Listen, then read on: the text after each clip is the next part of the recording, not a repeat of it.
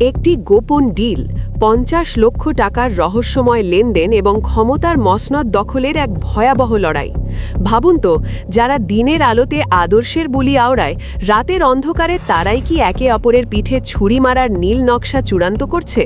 ঢাকার রাজপথে যখন নতুন এক রাজনৈতিক সমীকরণের গন্ধ পাওয়া যাচ্ছে, ঠিক তখনই ফাঁস হলো এমন এক রহস্য যা শুনলে আপনার পায়ের নিচ থেকে মাটি সরে যাবে। আজ আমরা উন্মোচন করব সেই মাস্টারমাইন্ডদের আসল চেহারা, যারা জনগণের আবেগকে পুঁজি করে চালাচ্ছে এক পর্দার আড়ালের ভয়াবহ ষড়যন্ত্র। আপনি কি প্রস্তুত এই হিম হওয়ার মতো অবস্থা মোকাবিলা করতে? চলুন ডুব দেই বাংলাদেশের রাজনীতির সবচেয়ে অন্ধকার অধ্যায়। নারায়ণগঞ্জের সেই বিতর্কিত ইফতার মাহফিল থেকে শুরু করা যাক। আপাত দৃষ্টিতে এটি সাধারণ একটি সামাজিক অনুষ্ঠান মনে হলেও এর ভেতরে লুকিয়েছিল এক ভয়াবহ রাজনৈতিক বারুদ। এনসিপি বা জাতীয় নাগরিক পার্টির নেতারা যখন জামায়াতে ইসলামীকে আক্রমণ করে বলছেন যে তারা ফ্যাসিস্টের দোসর ব্যবসায়ী নেতা হাতেমকে আমন্ত্রণ জানিয়ে জুলাই বিপ্লবের সাথে গাদ্দারি করছে, তখন সাধারণ মানুষের মনে প্রশ্ন জাগা স্বাভাবিক, হঠাৎ কেন এই বিষোদ্গার?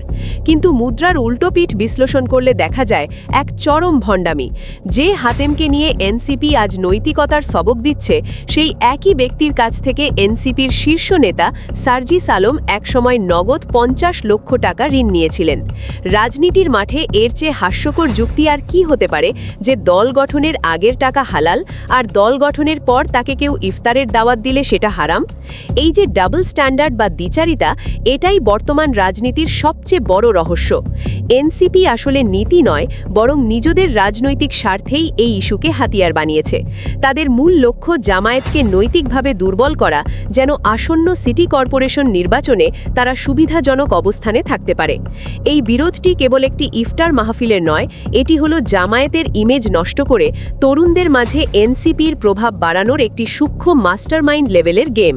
আপনারা হয়তো ভাবছেন জামায়াত কেন জাতীয় সংসদের ডেপুটি স্পিকারের পদটি নিতে অনীহা দেখাচ্ছে। এই অনীহার পেছনে রয়েছে এক দীর্ঘমেয়াদী রাজনৈতিক সমীকরণ। বর্তমান বিএনপি সরকার যখন বিরোধী দল জামায়াতকে এই পদ দেওয়ার প্রস্তাব দিল, তখন জামায়াতের নীতি নির্ধারকরা সেখানে এক রক্ত হিম করা ফাঁদ দেখতে পান।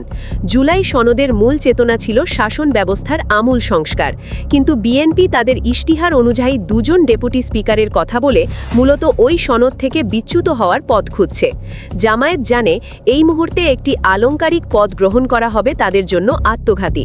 তারা যদি এখন এই লোভে পা দেয়, তবে গণভোটের রায় বাস্তবায়ন, পিআর পদ্ধতি অর্থাৎ আনুপাতিক প্রতিনিধিত্ব, উচ্চকক্ষের ১০০ আসন এবং সংবিধান সংস্কারের মতো মৌলিক দাবিগুলো হিমাগড়ে চলে যাবে।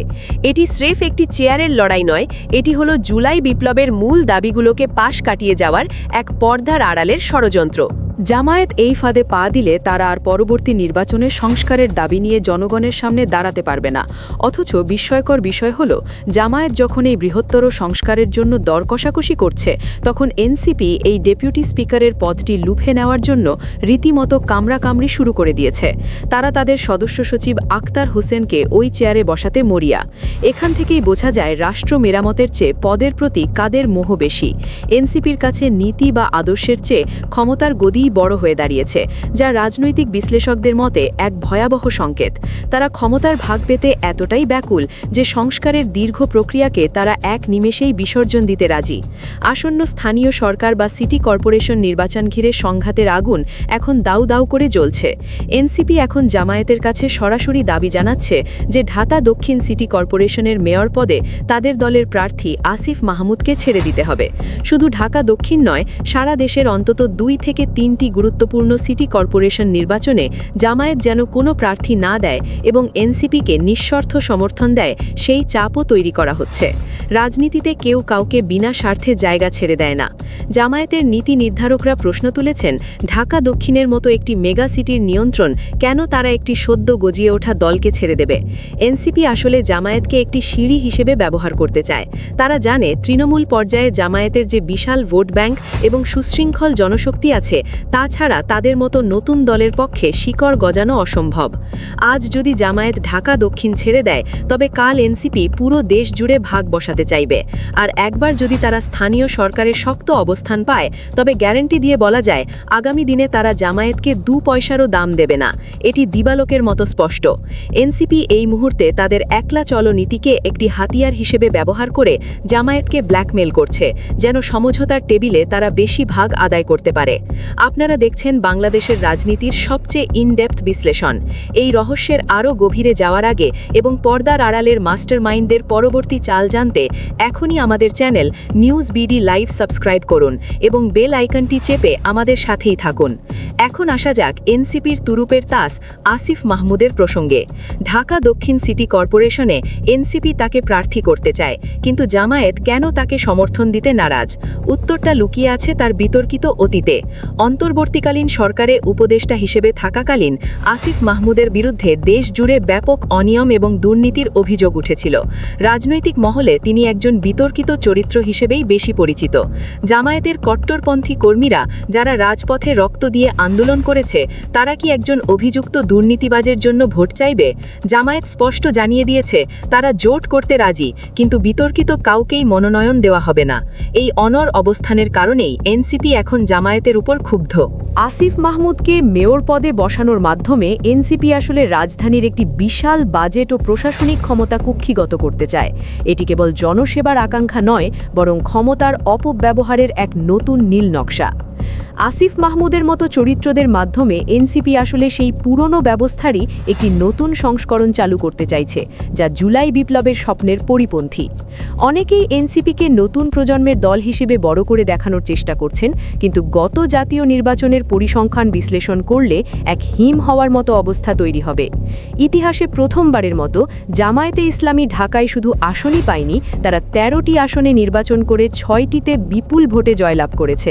বাকি 7টি আসনেও তারা ছিল শক্ত প্রতিদ্বন্দ্বী। ঢাকার শিক্ষিত এবং সচেতন শ্রেণী এখন প্রকাশ্যে জামায়াতকে সমর্থন দিচ্ছে। এমন একটি শক্ত অবস্থানে দাঁড়িয়ে জামায়াত কেন এনসিপির মতো একটি অস্থির দলকে মাঠ ছেড়ে দেবে? তারেক রহমানের বিজয়ের পেছনেও অনেক মেকানিজমের কথা শোনা যায়, কিন্তু জামায়াতের ভোট ছিল অর্গ্যানিক এবং সুসংগঠিত। এই জনশক্তিকে অগ্রাহ্য করে এনসিপির মতো একটি দলের অন্যায্য দাবি মানা হবে জামায়াতের জন্য রাজনৈতিক আত্মহত্যা। এনসিপিকে বুঝতে হবে তারা যাদের ঘাড় বেয়ে উপরে উঠেছে, সেই ঘাড় যদি সরে যায়, তবে তাদের অস্তিত্বই বিলীন হয়ে যাবে। ঢাকার রাজনৈতিক মানচিত্রে জামায়াতের এই নতুন মেরুকরণ এনসিপির জন্য একটি বড় হুমকি, আর সেই হুমকি মোকাবেলা করতেই তারা এখন পাল্টা আক্রমণের কৌশল নিয়েছে। জামায়াতের একটি অদ্ভুত রাজনৈতিক চরিত্র নিয়ে কথা না বললেই নয়।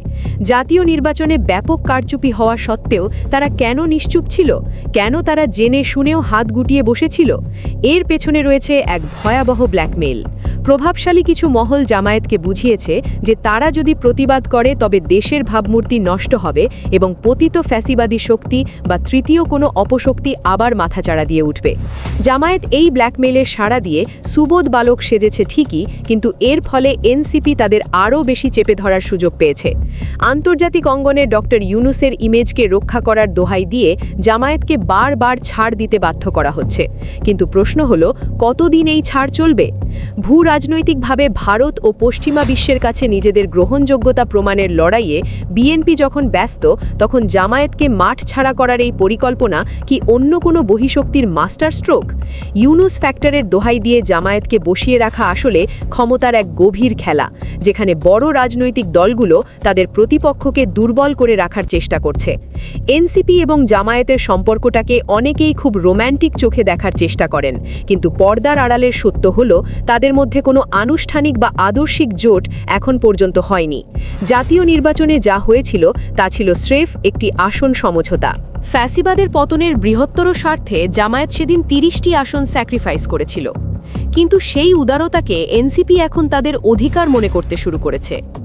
রাজনৈতিক বিশ্লেষকদের মতে এনসিপি কোনোভাবেই একটি বিশ্বস্ত বন্ধু নয়। তাদের তুলনা করা যায় চরমোনাই পীরের দলের সাথে, যাদের নিজস্ব স্বার্থ ছাড়া জাতির কল্যাণের চিন্তা মাথায় নেই। তারা সুবিধাবাদী রাজনীতিতে বিশ্বাসী। জামায়াতকে সিঁড়ি হিসেবে ব্যবহার করে যখনই তারা ওপরে উঠবে, তখনই তারা সেই সিঁড়ির রাথি মেরে সরিয়ে দেবে। এটিই ক্ষমতার নির্মম রসায়ন। এনসিপির বর্তমান টার্গেট হল জামায়াতের ঘাড় ব্যবহার করে আগামী দিনে দেশের প্রধান বিরোধী দল হওয়া এবং জামায়াতকে সম্পূর্ণ প্রান্তিক একটি দলে পরিণত করা।